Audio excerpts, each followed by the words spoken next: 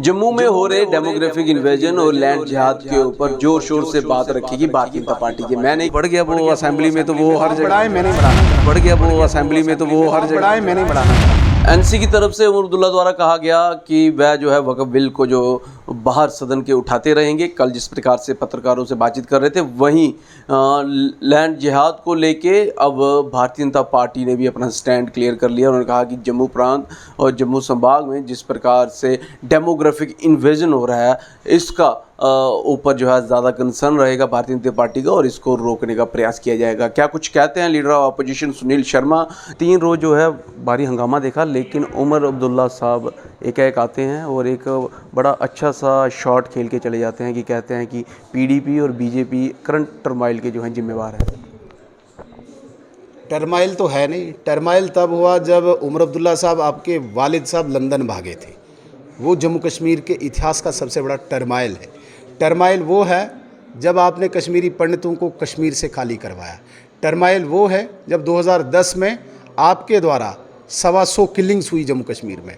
टर्माइल वो है जब यहाँ पे 6 महीने इंटरनेट बंद किया। टर्माइल वो है जब एसएमएस भी नहीं चला पाते थे।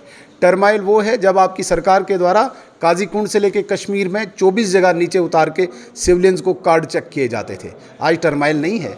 आज पैदल आप कुपवाड़ा तक जा सकते हैं। आज टूरिस्ट आम जो है वो गुलमर्ग से लेके पहलगाम तक घूम सकता है।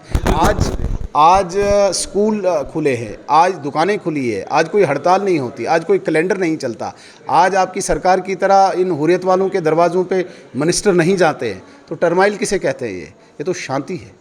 ये तो जम्मू कश्मीर एक नई दिशा में चल पड़ा है। गलतफहमी में है, ख्वाब में है और उस स्वप्न से उनको बाहर आना चाहिए। सच्चाई का मुझे लगता है कि पर्दा उन्हें खोल के देखना चाहिए। अच्छा, उन्होंने ये कहा कि वक्फ बिल के ऊपर हम बाहर भी बात रखते रहेंगे, लेकिन भाजपा ने भी आज प्रेस कॉन्फ्रेंस की। बड़े सारे ऐसे मुद्दे थे जो आप कह रहे थे कि हमने डिस्कस करने हैं, तो आप भी बात रखेंगे कुछ ऐसे जम्मू की या जम्मू कश्मीर की? देखिए, बात तो हमने रखी, हम तो चाहते थे। खासकर मुझे दर्द वो हो रहा है जो जम्मू प्रांत में, जम्मू संभाग में डेमोग्राफिक इन्वेजन हो रहा है। लैंड जहादियों को बचाया जा रहा है। उमर अब्दुल्ला साहब वक़्फ़ की ज़मीन के माध्यम से वो लैंड जहादियों को बचाना चाहते हैं और एक लेजिस्लेटिव जहाद उनकी जो पार्टी ने छेड़ दिया है, जिस लेजिस्लेटिव जहाद में पीडीपी तो 13 जुलाई मार्टियर्स डे मनाना चाहती है, जिस लेजिस्लेटिव जहाद के द्वारा इनके एक बड़े सीनियर मेंबर पाकिस्तान से वार्ता करना चाहते हैं, जिस लेजिस्लेटिव जहाद के द्वारा इनके 2-3 मेंबर नारे तकबीर अल्लाहु अकबर कहना चाहते हैं, तो लगाया भी उन्होंने वही ना, हाँ, इस प्रकार का करना चाहते हैं। तो वो चिंता मुझे है, वो पीड़ा मुझे है। उस लेजिस्लेटिव का जहाद का जो काउंटर है, यहाँ से जो मुझे लगता है कि विरोध है, भारतीय जनता पार्टी करती आई और हमेशा करेगी। और जिस प्रकार से लैंड जहादियों ने यहाँ पे जम्मू को एक डेमोग्राफिक शब्द पे उन्होंने कई बार चिंता जताई है, आपत्ति जताई है, वो भी आपका नाम पर्टिकुलरली मेंशन करके। नहीं, वो भी तो उसका भाग है ना, वो भी तो उसका भाग है। असल में तो सरगना वही हैं, उन्हीं के तो विधायक कर रहे हैं। ये क्या ये जहाद नहीं है? क्या 1989 में नारे तकबीर अल्लाहु अकबर लाल चौक में नहीं लगाए जब इन्होंने जहाद की संज्ञा ऐसे दी? क्या लेजिस्लेटिव असेंबली कोई जामा मस्जिद है यहाँ नारे लगाएंगे?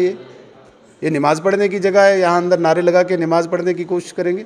ये चीज़ें नहीं होंगी, ये ना होने देंगे।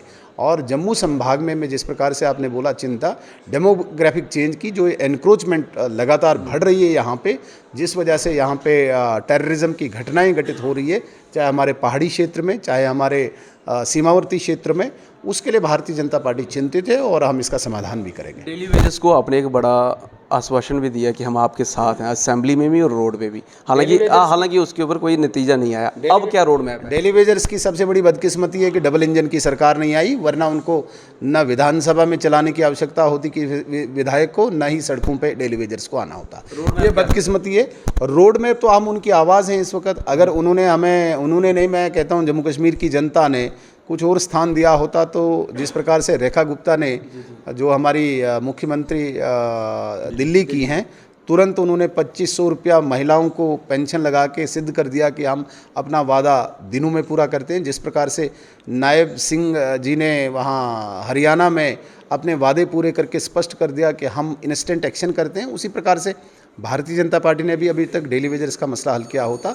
लेकिन बदकिस्मती रही कि डबल इंजन की सरकार नहीं आई। अब जो आप रोड मैप कहते हैं, रोड मैप हम विधानसभा में भी हैं, विधानसभा के बाहर भी उनकी आवाज़ बनेंगे। आखिरी सवाल रहेगा, महराज मलिक का जिक्र ना करें तो ये अधूरा इंटरव्यू रहेगा, क्योंकि देखिए और नेशनल व्यक्तिगत रूप से किसी भी ऐसे व्यक्ति की कोई चर्चा नहीं करना चाहता हूँ, किसी का वजन ज़बरदस्ती नहीं बढ़ाना चाहता। लेकिन वो बढ़ गया, वो असेंबली में तो वो हर जगह बढ़ाए, मैं नहीं बढ़ाना चाहता। बहरहाल वक्फ बिल वर्सेस डेमोग्राफिक इन्वेजन, और वक्फ बिल में जो पार्टी सपोर्ट कर रही है वो जीती है कश्मीर से, और वहीं जो डेमोग्राफिक इन्वेजन को रोकने का प्रयास कर रही है वो पार्टी जीती है जम्मू से। मेजॉरिटी के जो वोट शेयर और सीटों की बात की जाए, अब एनसी वर्सेस बीजेपी, वक्फ वर्सेस जम्मू में डेमोग्राफिक इन्वेजन, और कितने सफल रहते हैं और जम्मू कश्मीर की सियासत को ये कहाँ तक लेके जाएगा, ये देखने वाला वक्त रहेगा। लेकिन जिस प्रकार से महराज मलिक की बात की गई तो महराज मलिक पे किसी प्रकार का कोई भी कमेंट करने से